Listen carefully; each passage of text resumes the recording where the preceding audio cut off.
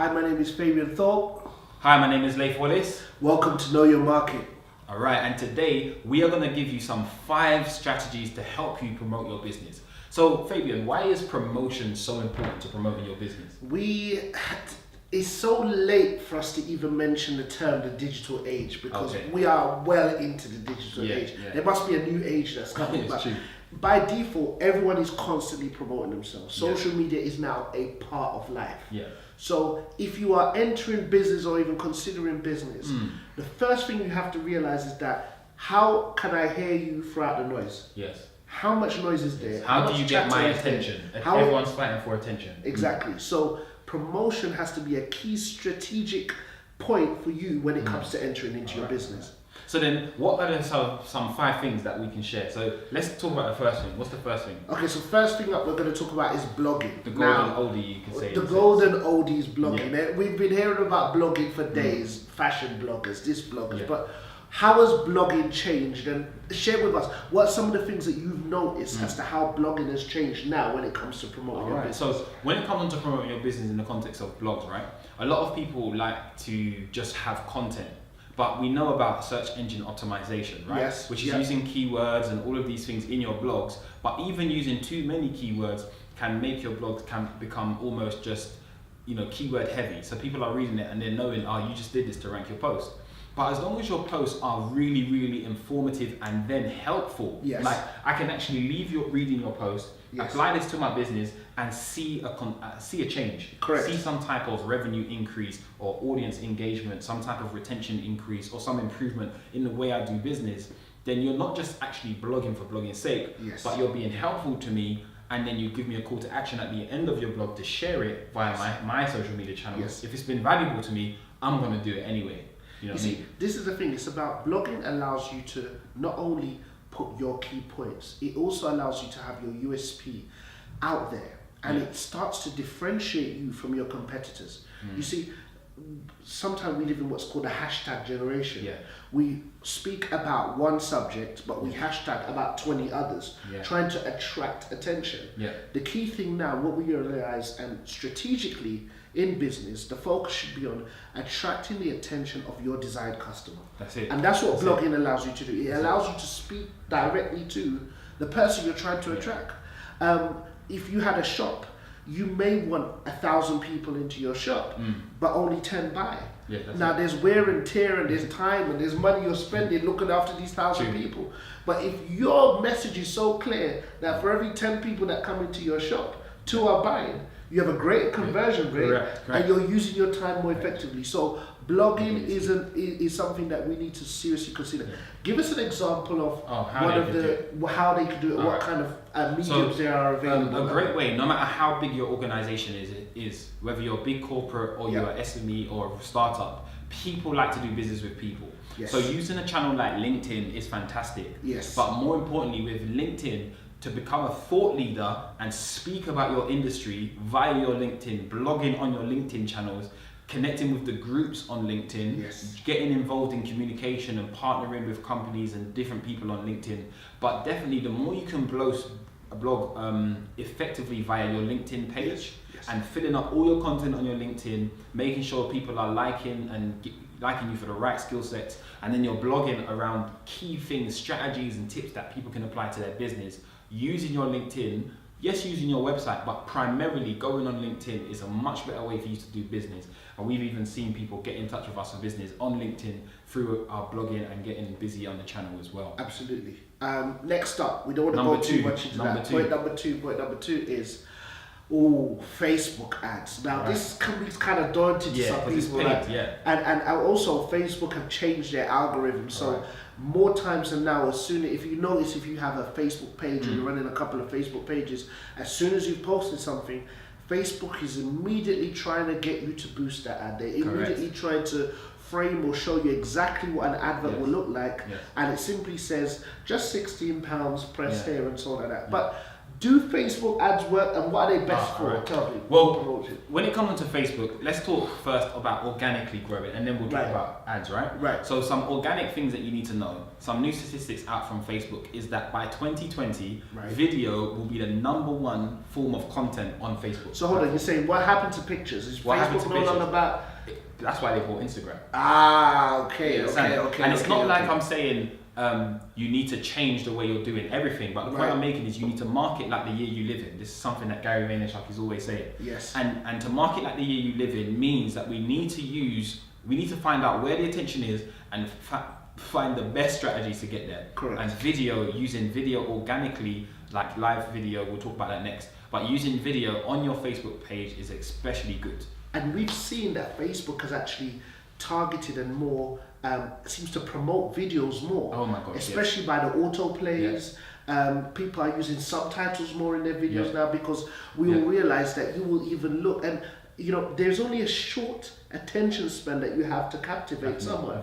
And video, people are want to be more interactive in the content that they're receiving moving forward. So Facebook as a platform is changing and is realized that we as consumers are consuming differently. So in your business, you want to be sure that you are moving along the line of how consumers are now receiving information. And when it comes to, let me give you a tip on how you use Facebook ads. Now, when you're using Facebook ads, you don't want to use Boost Post, because Boost Post, the fields are too generic and you can actually waste money. What you want to use is Facebook's Power Editor. You want to basically go to their Power Editor, and if you want to learn it, we specialize in helping you get the best out of Facebook ads. If you want to learn it yourself, then Udemy has a brilliant course on Udemy. It's cheap, it's like £15. You can watch how to use Facebook Power Editor. But in the Power Editor, you can go into there, you can target people. So you could say, let's say you're selling to mothers. You could say mothers, expecting mothers who like to these groups. Mothers who are between a certain age group, who live in a certain location. It goes really granular based upon the content that people give out on Facebook. You'll be surprised how much information people give out for free on Facebook. Okay, so someone may be watching this and be saying, well, how am I going to realize how really important is Facebook? And I've hit Boost Post, or I've hit that and I didn't get any conversions in place. Explain why is Facebook a good tool for conversion? So how does that work? There's many things you need to look at with Facebook. Now, Facebook has a tool called Facebook Lead Ads, which allows you to collect emails right in your Facebook post without people having to leave the platform. But why Facebook is so important is because most of the attention is in Facebook, especially for those who have the buying power, middle age, especially those who are professionals. They're still using Facebook heavily. Although there is Instagram and Snapchat, which generally tend to have, especially Snapchat, a younger audience, Facebook still has predominantly most of the attention. But people are really engaging with video, and if you use the Power Editor effectively, you can really do some good targeted ads and see real revenue increase as well. Okay, so staying in line with Facebook. All right. Another key promotional tool, number 3, is Facebook Live. All right. Man, we've heard some Facebook Live horror stories, and we've had this, but especially for our business at Pixeloute, it's very key that Facebook Live for us was an important launch platform. It was a massive part of us. And what we've found with Facebook Live, and I can testify to this, is that dependent on your target audience, everybody wants to interact on a real-time basis. That's it. And this is what Facebook is effectively putting in your hand. How would you say Facebook Live has changed businesses now? It's so important for people to understand that with Facebook Live, it's not about the polish as much.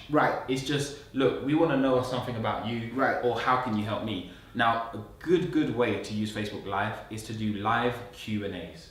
I mean, like literally, we did it and we saw over 2,000 people watching our videos in 2 days. I mean, from that, we was able to get business from that.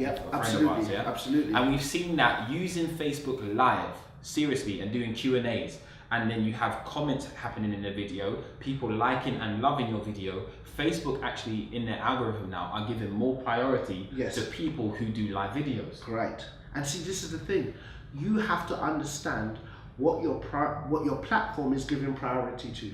So if you're going to sit down and take 100 pictures and create an album, and you have a competitor is putting out 10 videos, you must realize that those 10 videos and a live Q&A are going to be prioritized more within Facebook searches than your 100 pictures. So Q&A, and it's a way in which every audience you want to reach, if they feel that they can connect directly to you and they can communicate directly to you and answer those questions that they may be having, it brings them closer to your experience and it brings them closer to what you're offering at the end of the day. Another way you can use Facebook Live is by actually doing a live tutorial. Yes. Like literally, this is my product, this is how you can use it, these are the best ways that I use it. Correct. And just teaching people how you use that product, maybe that piece of software.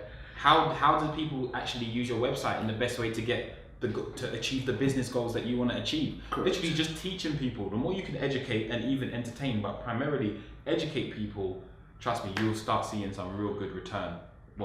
Well, conversion, you should say. Absolutely, conversion is key. Conversion is key. We'll come into cost strategy at a later date. All right. So number four, the big I. Yeah. It was bought out by Facebook. We're saying Instagram influencers. That's right. Not just Instagram as a platform, but promotionally Instagram influencers. What are Instagram influencers? Let's give us some examples. I mean, Leif and I were discussing this in a client meeting this morning, and we were saying about how there's a lot of times where people don't realize they're Instagram influencers and they don't realize how much they have. And some of I'd say the more ad hoc or streetwise Instagram influencers, you can see very easily they are the flat tummy tees and all of these kind of posters that are put up, or you'll get a lot of what we call Instagram models. Correct. No, let's leave it there. Who are posting clothing wares and big multinational, multi-million pound clothing companies are specifically identifying these influencers due to their followings, due to their reach, because they realize that this is a granular way of getting their product out. But listen, I'm not a flat tummy T. I don't have millions of dollars. How can I tap into an Instagram influencer to help me? The best way to see with Instagram influencers is, especially if you're a B2C type of business, you've got a product that you're selling, especially for you. Instagram influencers is a brilliant way for people who, let's put it this way, people buy from people they trust. Correct. If I trust you, I'm more likely to buy it rather than seeing your TV commercial online. Exactly. If you look at it now, when you see TV commercials come online, most people just pick up their phone and they're literally seeing what's happening on Facebook or Instagram anyway. Correct. So why not that TV commercial, take the money away from the TV commercial, push it into some Instagram influencers who are relevant to your industry, and then allow them to do product placements, allow them to do maybe 1 or 2 videos where they talk about why they like that product that they're working on. Exactly. And the best way to reach out to these influencers is when you start finding them via hashtags and searching, you can literally see their in their bio, they may have a Gmail there, or the contact button might be there, and just email them and say, look, hi, my name is so-and-so, I have this product, I think it will be relevant to your audience. Would you like to discuss some ways that we can work about this going forward? And that's what you just hit the nail on the head, which I was going to mention, is audience. In order to select the right influencer, they should be speaking to your audience. So you need to know your audience. And if they are talking to your target audience, for example, if you are selling football jerseys and you manage to get a sportscaster or a former football person speaking about it, you know that people following that person also share the same audience or are captivating the same audience that you would also like to touch into. So influencers are very important and key. And I think it's a cost-effective way of getting your product out there. Some key tips when it comes on to looking out for Instagram influencers is, just because somebody has big numbers, that doesn't mean they're the right person. Exactly. Sometimes a person with smaller numbers has more depth with the audience they're working with. So what I mean by that is that even if they may have 1,000 or 2,000, they may have a small number in comparison to the person with over 500,000. Right. But the person with 1,000, 2,000, they're speaking, they're communicating, they're talking. When you look at that person on Twitter or YouTube or Facebook, you're seeing they're answering comments. You want to do good research on that person, not just via Instagram, but also on a range of other social media platforms before you even make that decision to step out with them. And what you may find is that a thought leader may not be focused on trying to get a mass amount of people. That's it. Because it's only a small percentage of actually focused and targeted on their niche. So do your research before selecting your influencers, and don't let, as Leif said, do not let numbers be the guide for your influencers. Correct. Also make sure primarily my target audience. Is this going to be my target audience? That's it. Last but not least, the new kid on the block. the young Joe, man. The young Joe on the block. Who's that? Snapchat. All right. So Snapchat is almost the one that a lot of people I've realised has given a lot of pushback on, and even we found it with people we know, and even internally. How do we use Snapchat for business? We're not talking about just using it anyway, but we're talking about using Snapchat for business. But first, what is Snapchat? Okay, so what's Snapchat? Snapchat revolutionized the game, and the way in which Snapchat worked was it took probably progressing from Vine. A lot of people thought Vine was going to be the next short video platform in place, but Snapchat effectively, I think it's 15 seconds of video captured, 10 seconds, but only around 10 seconds, but only held for 24 hours. Correct. So gave the ability to not flood people's timelines and not clog timelines. It gave another avenue, because the challenge you had with Instagram was that if you were recording every video you had and someone was new to your page, they would have to go through reams and reams of content before they could actually get to what they were looking for.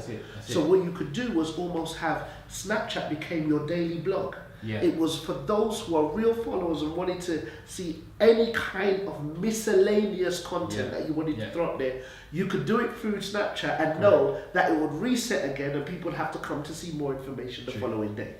So that's really the position of Snapchat. I think where Snapchat has gone exponential is that the also ability is that people don't know the numbers. I don't know how many people are following it. I think it's after 5,000 or so, or after a certain amount, you don't know, but you're aware of the reach, because it's almost that way where the power is in the user. Am I right? It's giving the power back to the user. And this is something which major companies, media companies, PR companies are using this a lot. Major publications, our digital publications use Snapchat. Celebrities and persons of influence. DJ Khaled, who is the Snapchat ambassador, who has transformed his entire career based on Snapchat. And he's Grammy nominated just for Snapchat. So Snapchat is something which you should consider, and definitely consider it, especially in your B2C relationships, right?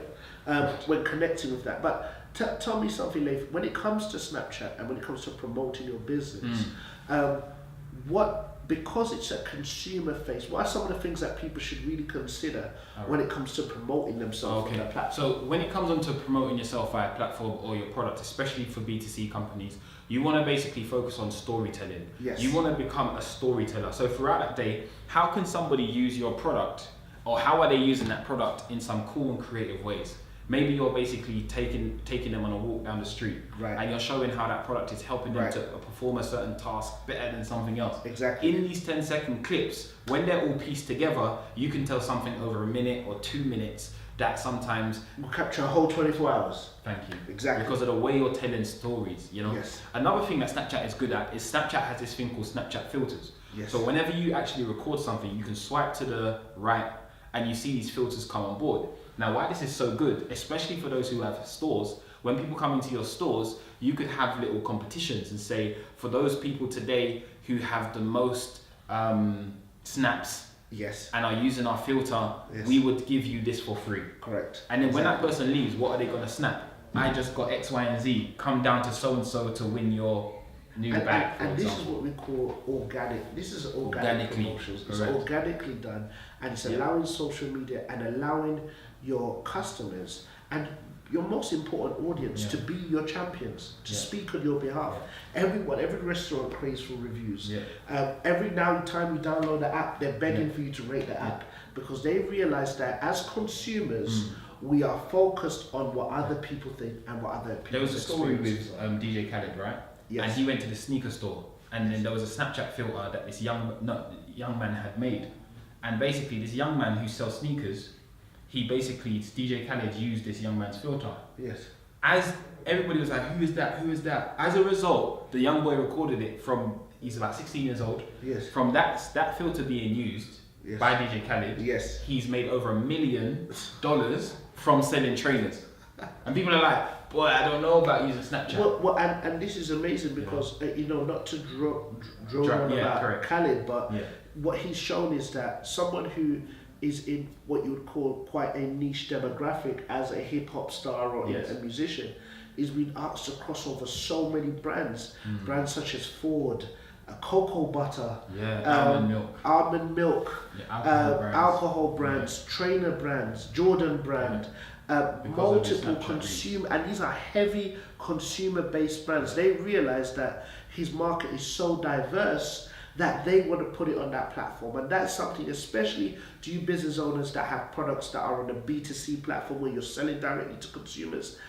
Always be mindful that Snapchat can be such a great way to engage and touching with your audience. Brilliant. But we've hit 5. Time's up. We wish we could go on for more, but don't worry, there's a lot more information coming your way. There's so many topics we want to touch about. We're going to be touching partnering, positioning.